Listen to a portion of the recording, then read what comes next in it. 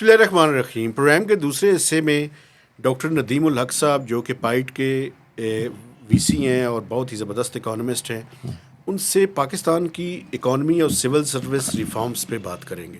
Doctor صاحب، یہ جو مینیفیسٹو ہے اس میں اکانومی کا جو پورشن ہے اس میں آپ نے بڑا کلیئرلی لکھا ہوا ہے کہ آئی ایم ایف کا پروگرام ہم نے کافی سارے لیے ہیں. ایک تو یہ بتائیں کہ آپ کے خیال میں آئی ایم ایف کا ایک نیا پروگرام بھی میرے خیال میں آن کارڈز ہے، تو یہ آئی ایم ایف ہی چلتا رہے گا یا کوئی سیریسلی ہم گروتھ جو آپ کے بڑا قریب ہے دل کے اس کی طرف کبھی ہم جا سکیں گے، اور سسٹینیبل گروتھ کیوں نہیں ہے ہمارے؟ لیکن یہ بات بڑی سمپل ہے. آپ نے آئی ایم ایف کے پروگرام سے کبھی نجات پائی نہیں. 24 پروگرام ہوا 75 سالوں میں. آپ کو پتہ ہے آئی ایم ایف کا پروگرام 1 سے 3 سال چلتا ہے، پھر ہم اس کو ڈریگ کر لیتے ہیں اور اس کی ری پیمنٹ پیریڈ 5 سے 10 سال ہوتی ہے. تو آپ سوچیں، آپ کبھی آئی ایم ایف پروگرام سے نکلے ہی نہیں. نکلے ہیں 5-6 مہینے کے لیے. کچھ لوگ بے وقوفوں کی طرح کہتے ہیں ہم نے ایک پروگرام کمپلیٹ کر لیا تھا. کوئی پروگرام کمپلیٹ نہیں کیا. جو کمپلیٹ کیا تھا وہ 10-15 ریویوز کے ساتھ کیا تھا، یعنی کہ کچھ بھی نہیں آپ نے کمپلیٹ کیا تھا. ایک تو یہ چیز. دوسری چیز جو بہت ضروری ہے سمجھنے کے لیے کہ وہ اس لیے ہے کہ ہمارے پاس پالیسی بنانے کی کیپیسٹی نہیں. آپ دیکھ لیں، آپ کے پاس کہیں کوئی اکنامکس کا کوئی ادارہ نہیں ہے. آپ نام دے دیتے ہیں ministry of finance planning, but economics کے ادارے نہیں ہیں وہ. انڈیا میں ہم نے ہفتہ پہلے، آپ نے بھی میرا خیال دیکھا ہوگا شاید، کہ جی ہم نے مونٹے کارلو والیا کا ایک ویبینار کروایا تھا. اب انڈیا میں مونٹے کارلو والیا اور بڑے بڑے اچھے اکانومسٹ اس کے ساتھ یہ وہ ہیں سر جنہوں نے ریفارم شروع کی تھی منموہن کے ساتھ مل کر؟ وہی ہے، بالکل وہی ہے. تو وہ he was the finance secretary. Manmohan کی ٹیم کا کی ممبر وہی ہے. اسی نے ڈاکیومنٹ لکھا تھا جس سے وہ ریفارم ہوا. پچھلی جو ابھی ریسنٹلی ایگریکلچرل ریفارم تھا وہ بھی اس نے کرانے کی کوشش کی. یہ بڑا اچھا اکانومسٹ ہے، ویل نون اکانومسٹ ہے. ورلڈ بینک سے نکلا ہے اور ورلڈ بینک میں بڑا اونچے پائے پہ تھا، چھوڑ کے چلا گیا تھا. اسی طرح سرجیت بھلا اس کے ساتھ تھا، وہ بھی اس چیز میں انوالو رہا ہے. اس طرح بہت سارے ان کے اکانومسٹ. تو ہمارے پاس پالیسی میکنگ کیپیسٹی نہیں. تیسری چیز سمجھنے والی بات ہے کہ آئی ایم ایف کیا ہے. I M F emergency ward ہے. تو آپ کو اگر کوئی چیز ہو جائے وہاں جا کے ملم پٹی کراتے، علاج وہاں نہیں کراتے. آئی سی یو سے آپ ڈیفینیٹلی آئی سی یو سے بچ بچا کے نکل آتے ہیں. ٹھیک ہے نا. ہم آئی سی یو سے باہر ہی نکلتے، پھر اسپیشلسٹ ڈاکٹرز کے پاس ہم جاتے ہی نہیں. اگر گردے کے میں پرابلم میں ہے یا لیور میں ہے یا وہاں، وہ نہیں ہم کرتے. نمبر 3، ہم اپنے خیال خود نہیں رکھتے. آفٹر آل جب آپ نکل جاتے ہیں باہر تو ڈاکٹر کہتا ہے بھائی دوائی ٹائم پہ کھانا، یہ خوراک بھی ٹھیک رکھنا، ایکسرسائز بھی کرنا وغیرہ وغیرہ، سونا بھی ٹھیک، یہ سب آپ کو انسٹرکشن دیتا ہے وہ. اگر آپ وہ چیزیں نہیں کرتے تو کیا کریں گے؟ ہم یہ ساری چیزیں نہیں کرتے. ہمارے پاس جو سب سے بڑا اکنامکس کا پرابلم ہے کہ ہم نے لارڈ مکولے کا کالونیل نظام قائم رکھا ہوا ہے. وہی نظام، بیوروکریسی کے بارے میں بات کریں، میں بڑی چیزوں کے بارے میں بات کروں. میں اب آتا ہوں. لارڈ مکولے نے ہمیں 3-4 چیزیں سکھائی تھیں. آپ کو یاد ہے فیمس منٹ آن ایجوکیشن کے بابو پروڈیوس کرو، یہ وہ. اس کے بعد اس نے سول سروس بنا کے دی. اس کے بعد جوڈیشری بنا کے دی. میں تھوڑا ایگزیجریٹ کروں، ناٹ ایوری تھنگ لارڈ مکولے، پر اس قسم کے لوگوں نے ہمیں بنا کے دی یہ چیزیں. 1860s میں یہ چیزیں بنی. اس کے بعد جو لاز بنی وہی لاز ہیں آج تک چل رہی ہیں. پٹواری کا سسٹم تو اس سے بھی پرانا ہے، وہ ٹوڈر مل کا. ٹھیک ہے. تو آپ یہ جو مجھے بتائیے مہتاب صاحب، آج آپ نے یہاں سے لاہور جانا ہو اور میں آپ کو ٹوٹی پھوٹی ماڈل ٹی فورڈ دے دوں تو آپ کا کیا چانس ہے آپ پہنچیں گے؟ ٹھیک ہے. تو اگر آپ کو کون سی گاڑی چاہیے، پرانی ماڈل ٹی چاہیے یا آج آپ کو چاہیے یہ نئی مرسیڈیز وغیرہ؟ تو آپ نے جو نظام سنبھالا ہوا ہے، اور یہ جو نظام تھا، یہ نظام بنا تھا ایسٹ انڈیا کمپنی نے اپنے لیے بنایا تھا، ڈپٹی کمشنر، اسسٹنٹ کمشنر وغیرہ وغیرہ. اب آپ نے ان کو، اور وہ کیا دیہاتی نظام تھا، وہ بیسکلی سیٹلمنٹ آفیسر تھے، دیہاتی نظام، ریونیو آفیسر سے. انہوں نے کمپنی کے لیے ریونیو اکٹھا کرنا تھا اور تھوڑی بہت سیٹلمنٹس کرنی تھی. پھر جوڈیشری آ گئی، انہوں نے بھی ہمارا تھوڑے بہت سمجھوتے کرانے تھے، اور ان کا کوئی انٹرسٹ نہیں تھا ایفیشنسی سے، بلکہ ان کو سکھایا جاتا تھا کہ یہاں کاروبار نہ بڑھنے دینا. کاروبار تو وہاں ہوگا، ہم نے یہاں سے پیسے ادھر لے جانے، یہاں نہیں کاروبار بڑھے گا. تو انہوں نے they were market unfriendly, they wanted to stop us, they are entrepreneur unfriendly. اچھا وہ نظام چلی جائے. ٹوڈر مال کا نظام جو ہے پٹواری والا، وہ پٹواری اس کو انٹرسٹ نہیں کہ زمین جلدی بکے، اس کو انٹرسٹ ہے ٹائم لگے، کوئی گل نہیں، ہولی ہولی. ٹھیک ہے. تو وہ جو ہولی والا نظام ہے اس میں یہ حالت آ گئی جس کو ہم سلج کہتے ہیں کہ جی آپ کے این او سیز، لائسنسز اتنے بڑھ گئے. انڈیا میں لائسنس راج ختم ہو گیا، ہمارے یہاں آ گیا. ایسے کتنے لائسنسز ہیں جی، اور کتنے سارے این او سیز ہیں اس میں اگر آپ ٹیبل دیکھیں، ایک ہے اس ٹیبل میں یہ ہے کہ جی ریٹیل میں 260 لائسنس ہیں اور NOCs اور یہ وہ چیزیں. مطلب آپ کو لوگ تنگ کرتے ہیں. اور پھر ایک اور چیز جو بلڈنگز میں کتنے ہیں سر؟ بلڈنگ میں میرا خیال 120 یا کچھ ایسے. ایک بلڈنگ بنانے کے 4 سال پرمیشنز ہیں. پیٹرول پمپ لینے کے لیے 5-6 سال پرمیشنز ہیں. ٹھیک ہے. اور پرمیشنز ایسی عجیب ہیں جیسے کہ فار ایگزامپل ایک صاحب بنا رہے تھے چترال میں کوئی تھنک ٹینک ٹائپ. اس کو کہا تم NOC لے کے آؤ کوسٹ گارڈ سے. وائی؟ بس تماشے بنے ہوئے. بوائلر انسپیکٹر آج تک بھی حالانکہ بوائلر ختم ہو گیا کافی جگہ. ٹھیک ہے. اور پھر جب ہم ان سے پوچھتے ہیں بزنس مین سے, وہ کہتے ہیں جی ہر روز 4-5 بندے تو آ جاتے ہیں بتا لینے, تنگ کرنے. مسئلہ یہ ہے کہ چلو بتا بھی پاورز ختم نہیں کرنا چاہتے, پاور نہیں ختم کرنا چاہتے. دوسری چیز یہ ہے کہ جو سب سے بڑی بات ہے آپ کے پاس مہتاب سب سے قیمتی چیز کیا ہے؟ ٹائم نا. یس. ٹائم سے زیادہ قیمتی چیز تو کوئی نہیں نا. ہماری زندگی میں ٹائم ہی لمیٹڈ ہے. تو اگر آپ کا ٹائم میں آپ کے 20-30 گھنٹے NOC لینے میں نکال دوں.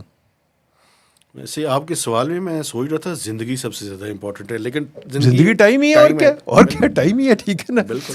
تو ٹائم جو ہے آپ کا اگر میں ضائع کرا دوں سارا, اس سے زیادہ بری بات کوئی نہیں. لائنوں میں لگ کے پھر آپ سے کہوں 10 ایفیڈیوٹ لے کے آؤ, پھر آپ سے کہوں 3 NOCs لے کے آؤ, پھر وغیرہ وغیرہ, یہ تو ایک تماشا ہی بنا ہوا ہے اس ملک میں. تو انویسٹمنٹ پھر کیسے ہوگی؟ پھر ایک اور چیز ہے, آپ جو انویسٹ کر لے, سپوزنگ میری انویسٹمنٹ سکسیڈ کر گئی, آپ مجھے کہتے ہیں منی ٹریل لے کے آ, آپ مجھے کہتے ہیں ڈاکیومنٹ کر, پھر آپ اس کا تماشا. سروس ریفارمز پہ آنے سے پہلے ایک IMF پہ میں ضرور پوچھنا چاہتا ہوں. آپ نے یہ بات کی کہ ہم ICU کے اندر رہتے ہیں اور 24 پروگرام ہم لے چکے ہیں. کوئی ایسا طریقہ ہے آپ میری زندگی میں, اللہ آپ کو بڑی لمبی زندگی دے, میں اپنی زندگی کی بات کرتا ہوں, کہ ہم IMF سے نکل سکیں گے یا چالیں ہمارے ٹھیک نہیں ہیں؟ ویسے چالیں تو ہماری بالکل ٹھیک نہیں, ہمارا کلچر اور بھی خراب ہے. ابھی کلچر پہ بعد میں بات کریں گے. ہماری چالیں بہت ہی خراب ہیں. بٹ یہ سوچیے نا کہ اگر آپ فار ایگزامپل سمپل چیز, میں اصل میں سر اس لیے آپ سے پوچھ رہا ہوں, آپ IMF میں بھی رہے ہیں, آپ نے اس سائڈ آف دا ٹیبل بھی بیٹھے ہیں, آپ نے گورنمنٹ بھی دیکھی ہے, آپ بیسیکلی اکانومسٹ ہیں, آپ سے بہتر اس پہ کوئی بات نہیں کر سکتا. دیکھیے جی سمپل سی بات ہے, آپ اگر اپنے طور طریقے ٹھیک کر لیں جیسے انڈیا نے کیا ہے, آپ لبرلائزیشن کر دیں, لوگوں کو کام کرنے دیں اور یہ سیٹھوں کو پالنا چھوڑ دیں. ہم نے وہ بھی ڈالا ہوا ہے. آپ کے سیٹ سب کچھ کنٹرول کرتے ہیں. آپ کے پاس ایک اور بڑی مزدار چیز ہے جو نوٹ کرنے والی ہے, جسے ہماری اکانومی کی ڈیپتھ میں نہیں کو جاتا, ہم صرف فسکل ڈیفیسٹ پہ رہ جاتے ہیں اور IMF پروگرام پہ. اب مجھے بتائیے, آپ ذرا غور کریے اس سوال پہ, اکانومی کی بات کرتے ہیں تو آپ کے پاس جو کمپنیز ہیں, سب سے بڑی کمپنی کی کیا سائز ہوگا؟ Sir few billion dollars, not even a few billion dollars. اگر آپ ملٹی نیشنل کو نکال دیں اور اسٹیٹ کو نکال دیں, ٹھیک ہے, تو آپ کی جو پرائیویٹ سیکٹر کمپنی تھی وہ تو بلین, 1.5 بلین, 2 بلین سے بھی کم ہے. بالکل بالکل ٹھیک. یہ گلوبل ورلڈ میں تو بچی ہیں. They are not even the SMEs and they are not even serious companies. اچھا اس کی کیا وجہ ہے؟ اچھا یہ جو سیٹ ہیں جو ان کمپنی والے ہیں جن کو میں کہتا ہوں سیٹ دا مشین, یہ سالے اپنے آپ کو دندناتے پھرتے جیسے کہ خدا ہو. وہ یار تم گلوبل مارکیٹ پہ یو نتھنگ. نمبر 2, یہ جو سیٹ ہیں سارے, یہ ساری سیٹ اونڈ فیملی اونڈ کمپنیز ہیں, پروفیشنلی رن نہیں ہے. سر یہ ٹیکسٹائل کی بات کر لیں, سارے سر وہ بیسیکلی سیٹ ہیں. سر یہ سبسڈیز لینے کے ماسٹر ہیں. بالکل. اب یہ مجھے بتائیں, آپ کے سامنے آئی فون ہے. یہ آئی فون اگر آپ اس پہ غور کریں, جو میں سب کو دکھاتا ہوں, یہ آئی فون جو ہے یہ بنتا کہاں ہے؟ سر امریکہ میں یا چائنا میں؟ چائنا میں بنتا ہے, امریکہ میں کچھ نہیں بنتا. چائنا اور اب انڈیا آ گیا. انڈیا آ گیا, بالکل ٹھیک ہے نا جی. یہ سب سے بڑی دنیا کی کمپنی کہاں ہے؟ وہ امریکہ میں ہے. بالکل. اور وہ ہے ایپل ہے. اور ایپل کو 3 ٹریلین کے قریب ہے, 2.5-3 ٹریلین کے قریب روز مارکیٹ پرائس چینج ہوتی ہے, پر 2.5-3 کے درمیان ہے. ٹھیک ہے سر. اب یہ جو کمپنی 10 گنا پاکستان سے بڑی ہے, ایک کمپنی, ٹھیک ہے, اور یہ کمپنی حالی کیا کرتی ہے؟ یہ ریسرچ اینڈ ڈیزائن. یہ دیکھیں سر, یہ واٹس ایپ جو تھا وہ انہوں نے لیا تھا, میرے خیال میں پاکستان کے پاس ریزرو اتنے نہیں ہیں. ہاں, تو یہ ریسرچ اینڈ ڈیزائن کا آج کل سب کچھ ریسرچ ہے. ہمارے سیٹ جو ہے کہتے ہیں میرا بیٹا آ کے بیٹھے گا. ہم نے ایک انجینئرنگ انڈسٹری پہ تیار کی ایک ریسرچ, جا کے ان سے پوچھا انجینئرنگ آپ کی جو انڈسٹری ہے ساری 20 ملین سے کم ہے, سوری 200 ملین 300 ملین کی. سیل کوٹ میں 200 ملین سے اوپر بہت کم ہے ہی نہیں. اب $200 ملین کیا رقم ہے؟ انہوں نے 3 جنریشن لگا دی اور $200 ملین ان کی ابھی تک بزنس بنی ہے.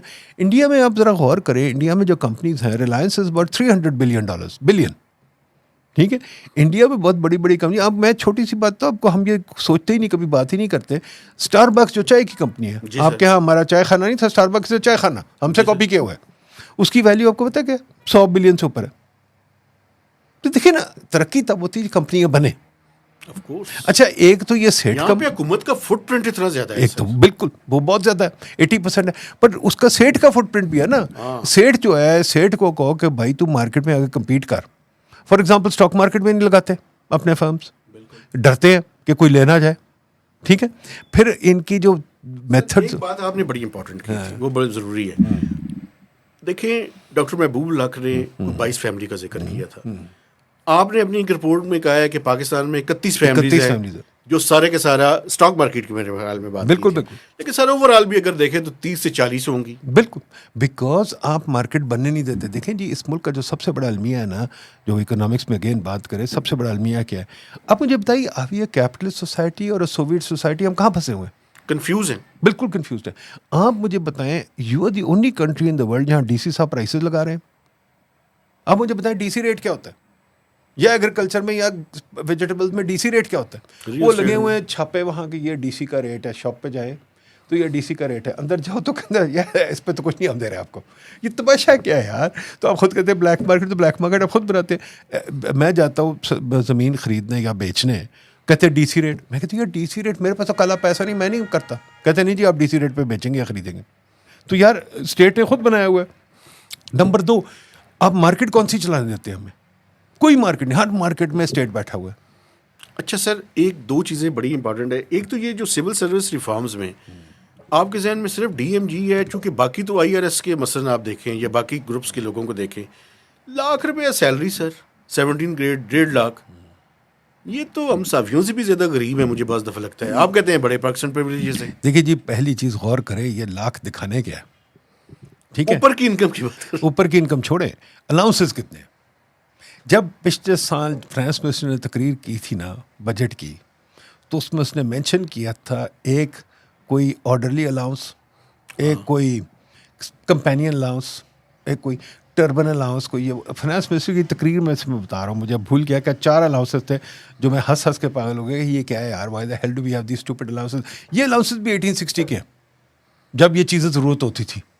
اب مجھے بتائیں, ہماری 10 پے کمیشن بیٹھ چکی ہیں, الاؤنسز وائپ آؤٹ نہیں ہوئے, الاؤنسز بہت سارے ہیں. آپ کے دوست اس کمیشن کے سربراہ بن جاتے ہیں, بہت دوست رہے مسئلہ یہ ہے, میں ڈاکٹر ارشد کی بات کر رہا ہوں, باقی بھی سارے بہت سارے بیٹھ جاتے ہیں. مسئلہ یہ ہے کہ کیوں ہم اس طرف نہیں بڑھ سکتے؟ بیکاز کوائٹ فرینکلی اگین ہمارے کنسنسس ہی کوئی نہیں.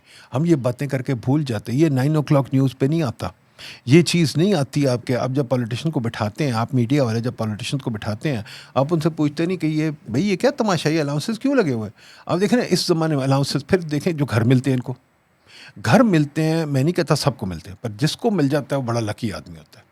پھر پلاٹ بھی مل جاتا ہے. پھر ان کی سیلری جو شروع ہوتی ہے, ہم نے ایک حساب لگایا, پتہ نہیں آپ نے دیکھی رپورٹ کی نہیں دیکھی, ہم نے حساب لگایا ہے کہ جی آپ ایک گریڈ 17 کو لے لیں, چلے جو بھی گریڈ لیں, گریڈ 1 کو لے لیں, ہم نے گریڈ 1 کا حساب لگایا ہے. وہ گریڈ 1 میں بھرتی ہوتا ہے بندہ لیٹ سے 25 سال کی عمر میں, اس کی سیلری ہر سال تو بس 15 20 30 بڑھ جاتی ہے نا. جب وہ بڑھتی ہے تو جب وہ آتا ہے 50 سال کی عمر ہے, اس کی تنخواہ الدو وہ 84 ہے, اس کی تنخواہ لاکھ سے اوپر ہو جاتی ہے. کئی ڈرائیوروں کی تنخواہ 2-3 لاکھ ہو جاتی ہے. ٹھیک ہے, پھر جب وہ اس سے آگے, اور اگر وہ عقل مند ہے اور اس کی کوئی انفلوئنس ہے, وہ کوئی اچھے صاحب کے ساتھ کام کر رہا ہے, اس کو کوئی سرکاری گھر بھی مل جاتا ہے. وہ سرکاری گھر مل جاتا ہے, پھر اپنے بیٹے کو بھرتی کراتا ہے, پھر بیٹے کو سرکاری گھر دیتا ہے. ایسے میں نے ایک دفعہ فائنانس میں یہ دیکھا تھا سر, کچھ فیملیز ایسی ہیں جو کوئی تیسری یا چوتھی نسل ہے فائنانس میں پڑی ہوئی. ٹھیک ہے نا, یہ بڑی امپورٹنٹ چیز ہے. پھر تیسری چیز دیکھیں کہ وہ جب ریٹائر کرتے ہیں ان کی پینشن جو ہے تاحیات چلتی ہے. پھر جب وہ مر جاتے ہیں, ان کی بیٹی, ان کی بیوی, میں نے سنا 17 پینشن ان کی ڈگریز تک ان کی فیملی کو پینشن ملتی ہے. یہ جو پینشن کا سسٹم ہے اس کو چینج کرنا پڑے گا, اور ان کی تنخواہیں بھی ٹھیک کرنی پڑیں گی, پر پھر ریکروٹمنٹ کم ہونی پڑے گی. دیکھیے اس وقت سرکاری جو فیڈرل گورنمنٹ ہے, اس میں ایس او ایز نکال کے 6 لاکھ ملازم ہیں. اب 6 لاکھ ملازم کیوں چاہیے؟ اور دیکھیں ایک اور چیز ہے, 6 لاکھ ماں کے لاڈلے ہیں, کیونکہ جو باقی 2.5 کروڑ ہے وہ تو بیچارے یتیم ہیں. آپ ان کو نہ دیکھیں, یہ پبلک سیکٹر کی تنخواہیں بہتر ہیں ان سے. باقی جو بیچارہ ایک driver in the private sector, اس کی تنخواہ 30-40 بہت سے بہت ہے. اچھا سر، ایک بڑی امپورٹنٹ بات، جوڈیشل ریفارمز کے بارے میں آپ کیا بات کرتے ہیں؟ دیکھیں یہ ایک علیحدہ پرابلم ہے. جوڈیشل ریفارم بہت بڑا پرابلم ہے.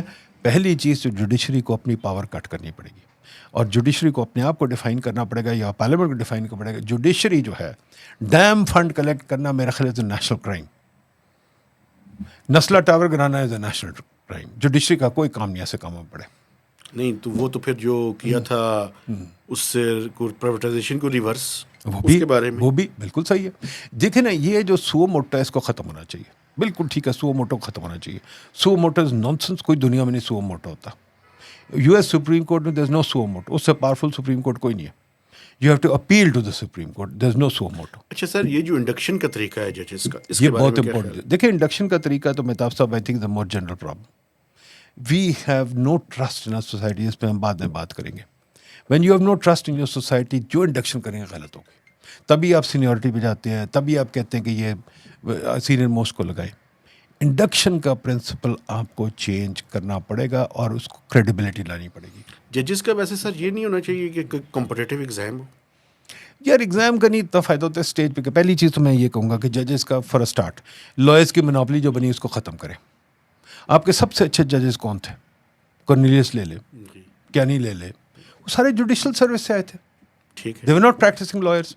I think we have to revive the judicial service. اور یہ لائرس کے جو آ رہے ہیں نا، لائرز اپنے چیمبر سے لیتے ہیں، وہ ان کی بڑی انسیسچوس پریکٹس ہے. آئی تھنک اس کو بھی ختم کرنا چاہیے. Number 2، I don't see any reason why lawyers alone should be judges. I think the majority of the cases are economists. Why shouldn't economists be judges? ٹھیک ہے. And why should other people, for example اور بھی cases جو بہت ضروری ہیں. Cases ہیں بہت سارے کیسز میں نے دیکھا، ہم نے حساب لگایا ہر یونیورسٹی تقریباً 100 کیسز ہیں پروفیسروں کی اپوائنٹمنٹس یا واٹ ایور ان کی سینیورٹی پہ. جی تو اگر یہ وہ کیسز کریں تو پھر ہیومن ریسورس مینجمنٹ والے بھی لگائیں لوگ وہاں. کیونکہ ایک جج جس کو کچھ نہیں پتہ ان سبجیکٹس کا، اگر وہ الٹے سیدھے فیصلے کر رہا ہے تو پھر یار خدا کے واسطے اتنا لا کا معاملہ نہیں جتنا ان سبجیکٹس کا معاملہ ہے. بالکل. اگر لا ایک فرسودہ لا بنائی ہوئی ہے، جیسے کہ آپ نے لا بنائی ہوئی ہے کہ جناب سارے آپ ٹاورز گرا دیں، تو پھر that's a stupid law and a جج must call it a stupid law and not کہ ٹاور گرا دو. ٹھیک ہے. اگر جج doesn't have the ability to call something stupid and he just simply says کہ جی میں یہ آپ نے یہ ٹاور گرا دو بیکاز ایک لا بنی ہوئی تھی، یا وہ کانسٹیٹیوشن ایونیو کو روک دو بیکاز وہ پتہ نہیں کیا لا تھی. اچھا سر، پروگرام کا وقت ختم ہو رہا ہے، لیکن یہ بڑا امپورٹنٹ ایک چیز ہے اور اس کا بریف جواب دیجیے گا. پاکستان میں اکانومی کے فرنٹ پہ اگر ہم دیکھیں تو مجھے سب سے جو اس ٹائم عام آدمی کو متاثر کر رہی ہے نا چیز، وہ ہے سر پرسسٹنٹ انفلیشن. ہمارے اکانومسٹ جو ہیں وہ سارے کے سارے ڈیمانڈ سائڈ کی بات تو کر رہے ہیں. میرا خیال ہے کہ سپلائی سائڈ کا زیادہ کنسٹرینٹ کا ایشو ہے. اس کا کیا حل ہے سر؟ انفلیشن نے عام آدمی کو، ایک ٹیکس بھی ہے، اس نے عام آدمی کی زندگی اجیرن کر دی ہے. یار آپ نے انفلیشن جو ہے نا اس کو ایک پرابلم بنایا ہوا ہے اس طرح کہ آپ فسکل ڈیفیسٹ کو کنٹرول نہیں کر سکتے. آپ سرکاری ملازم کو آپ نے کھلی چھٹی دی ہوئی ہے، وہ جو مرضی کرے. پی آئی کا بیڑا غرق کرے کوئی بات نہیں، ریلوے کا بیڑا غرق کرے کوئی بات نہیں، الیکٹریسٹی کا بیڑا غرق کرے کوئی بات نہیں. آپ نے سول سرونٹ کو ہر جگہ دیکھیں نا، آپ نے پرنسپل اکاؤنٹنگ آفیسرز لگائے ہوئے ہیں، یٹ وہ پرنسپل اکاؤنٹنگ آفیسر ہر جگہ انگلی تو ڈالتے ہیں، ہر جگہ وہ گاڑی بھی مانگتے ہیں، سب کچھ کرتے ہیں. آپ کا مطلب یہ ہے کہ یہ جو ہم مانیٹری گروتھ زیادہ ہے اور دوسرا گورنمنٹ کی انٹرونشن ہے اور ڈیفیسٹ ہے، these are the main causes. Of course they are. اور یہ جو سپورٹ پرائسز کا میکینزم ہم نے لگایا ہوا ہے، جگہ جگہ پرائسز بڑھا دیتے ہیں. تو ایک مارکیٹ میکینزم چلنے دیں اور ان لوگوں کو کہیں چیزیں پروفیشنلی رن کریں اور یہ منسٹریاں ختم کریں. جیسے میں نے آپ کو کہا نا، منسٹری فار انرجی وغیرہ ٹیکنیکل منسٹری، جیسے اسٹیٹ بینک انڈیپینڈنٹ ہے، technical ministry should be independent. وہاں پالیٹکس نہیں آنی چاہیے. پالیٹکس کا ڈومین پارلیمنٹ میں ہے، پارلیمنٹ کے نیچے پالیٹکس نہیں آنی چاہیے. بالکل ٹھیک. اگر آپ لا رہے ہیں تو قصوروار آپ ہیں، اور قصوروار پھر یہ نہ کہیں فوج کو گالی نہ دیں. یہ اگر اپنا گھر نہیں صاف کرنا چاہتے ٹھیک ہے، اور ہر 3 سال کے بعد اگر گند مچ جاتا ہے، آپ کا میرا ٹرسٹ اٹھ جاتا ہے، ہم بھی پریشان ہو جاتے ہیں، تو پھر تو وہ آئیں گے. اور ہم بھی، میں تو کہتا ہوں آنا چاہیے انہیں، کیونکہ اگر یہ ڈسپلن ہی نہیں ہوتے، اگر انہیں اپنی منمانی کرنی ہے، ویکیوم کریٹ کریں گے کوئی نہ کوئی تو آئے گا. پھر تو اپنا منمانی نہ کرے، اپنے رولز آف دا گیم بنا لیں. کہیں جی پرائم منسٹر کی پاور یہاں لمیٹڈ ہے. آفٹر آل پرائم منسٹر کیوں ہر بندے کو اپوائنٹ کرتا ہے؟ آپ ججز اپوائنٹ کرنے ہیں تو ایک علیحدہ کمیشن بنا جائے. میں نے دیکھا فار ایگزامپل ایسٹ افریقہ میں دیر از اے کمیشن جو ججوں کو انٹرویو کرتی ہے، ٹی وی پہ، فل ٹی وی پہ انٹرویو کرتی ہے. ٹھیک ہے، وہ کرے، آپ بنائیں. اچھی خاصی کمیشن بنائے باہر سول سوسائٹی کی. اب بورڈز پہ جو ہم نے پیپر کیا تھا سارے بورڈز پہ سول سرونٹس بیٹھے ہوئے ہیں, تو بھائی اگر وہاں نقصان ہو رہا ہے تو پھر آپ ان سے پوچھیں نا.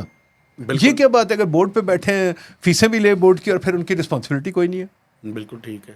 ڈاکٹر صاحب تھینک یو ویری مچ, آپ نے بڑی زبردست گفتگو کی. آپ سے گزارش ہے کہ ہمارا جو تیسرا سیگمنٹ ہے وہ سوسائٹی کے بارے میں ہے, اور اس پہ بھی یہ جو مینیفیسٹو میں آپ کو دکھا رہا ہوں اس میں پائٹ نے بڑی زبردست گفتگو کی ہے. تو آپ ہمارے ساتھ ہی رہیے گا, ایک وقفے کے بعد آپ کی خدمت میں دوبارہ حاضر ہوں گے. تو اجازت دیجیے, اللہ حافظ.